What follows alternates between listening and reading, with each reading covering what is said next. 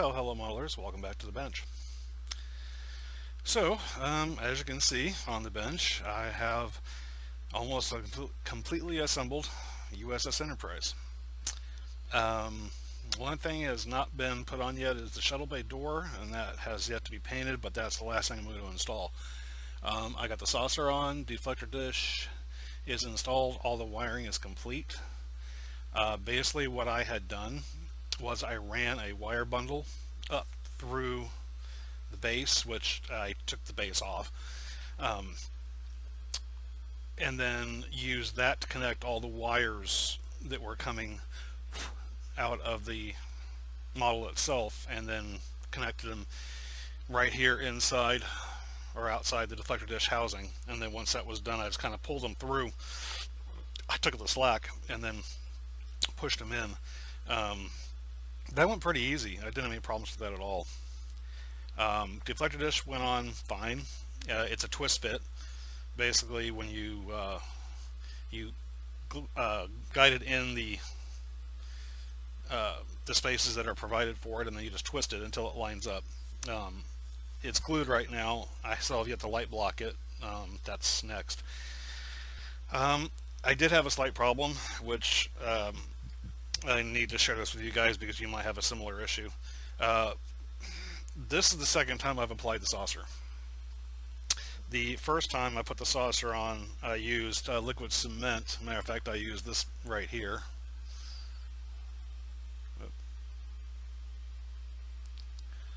If I can readjust the light here a little.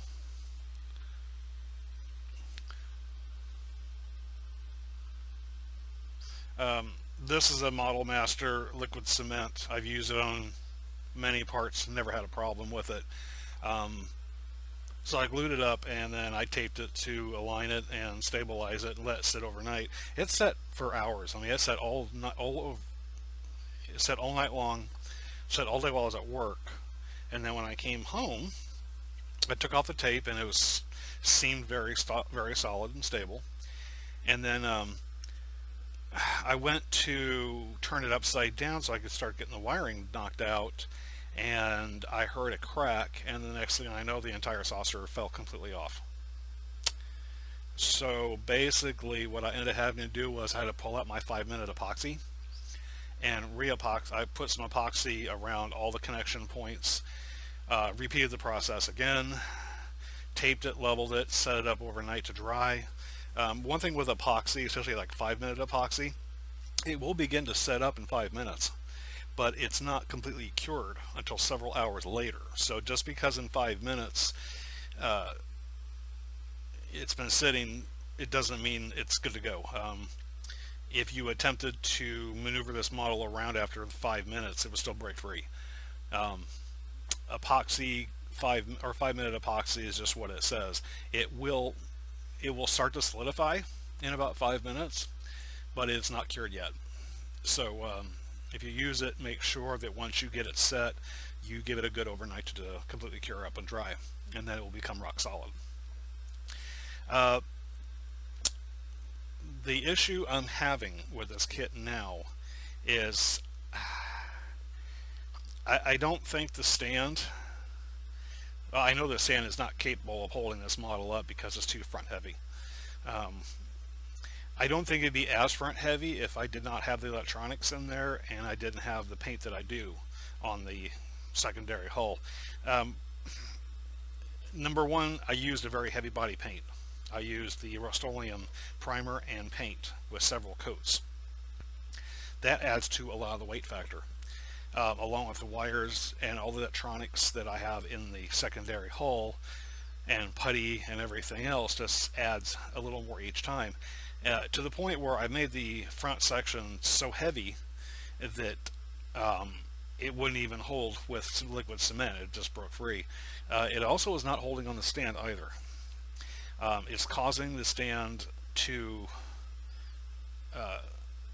almost tip over, and the model itself is not sitting level on the stand because there's too much forward weight. And in fact, as you can see right here, I don't want to relift it. I'll move the camera down for you. As you can see right there, the mounting point that they provide has already broken free completely. You can see the Bondo and everything, so the weight just fractured that completely. That's why the stand is no longer in place. So what I'm going to do is, I didn't want to do this route, but I'm going to, is I'm going to take the kit stand that I had from another kit the same scale as this one, and it's this one right here. Now this is not actually a bad stand. I do actually like this stand, and I'm going to kind of jazz it up a little bit.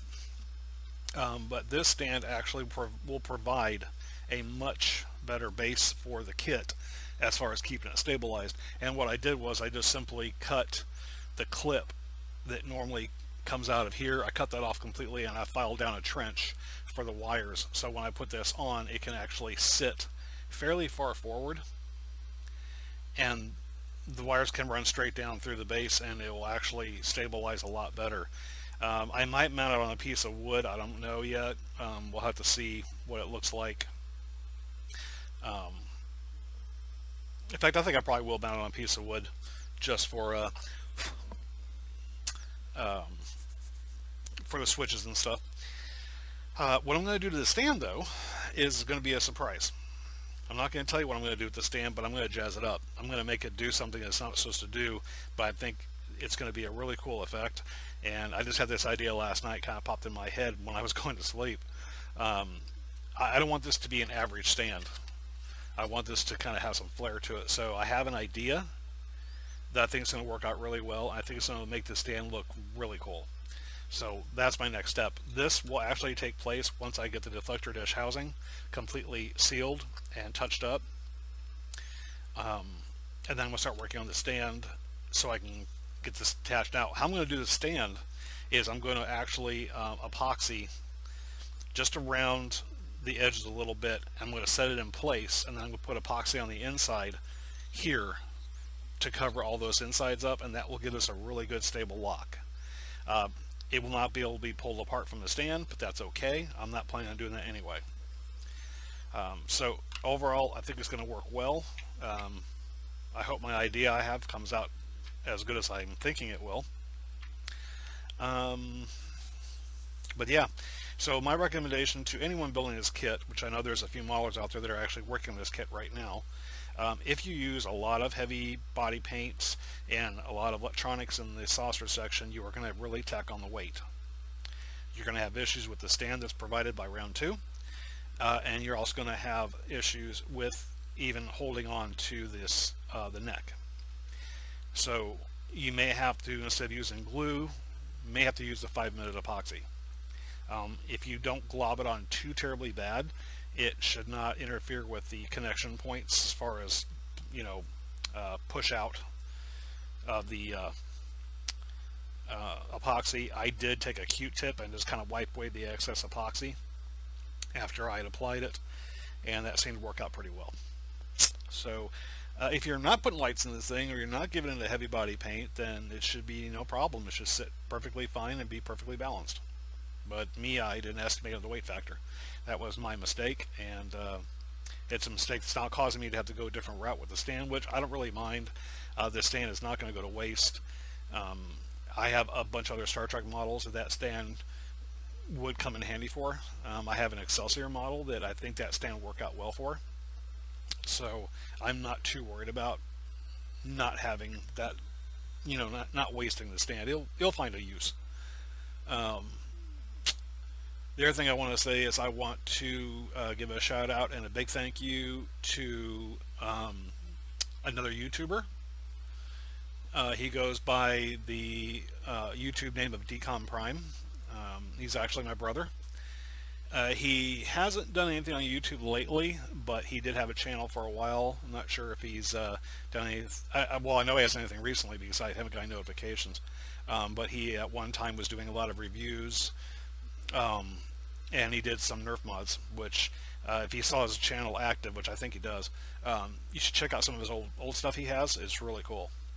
But I'd like to say thank you to him because he was nice enough to put together a banner for me. And as you saw in the beginning of this video, my new banner, Space Dock Modeling, the one-stop for customization.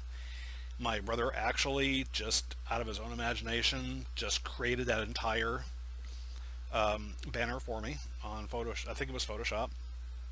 He dropped me a comment one day on one of my other previous builds asking me, saying, "Hey, would you like a banner for your channel? I can make one for you."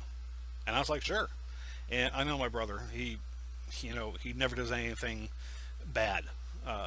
All of his stuff is top notch, and it looks really good. So I knew it was going to be a fantastic looking banner. I couldn't wait to get it. And he sent it to me just the other day. So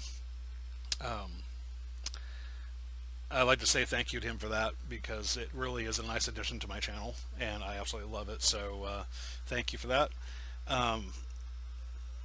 But yeah, past that, right now it's just a waiting game. I have to wait till this thing kind of dries a little bit, and then I'm going to go in with some perfect plastic putty, try to fill in the gap here, and then repaint it a little bit. Otherwise, I'm going to have a major light leak coming around the connection points here. And then once that's said and done, I can safely say this model is assembled, except for the shuttle bay. So, all right, guys, that's pretty much about it for the update right now. Hopefully, in my next video, I will actually have started the decaling on this thing, and the stand should be done, and I'll show you what my vision is for the stand. So, until next time, you guys take care of yourselves. Thank you for watching, and I'll talk to you later. Bye.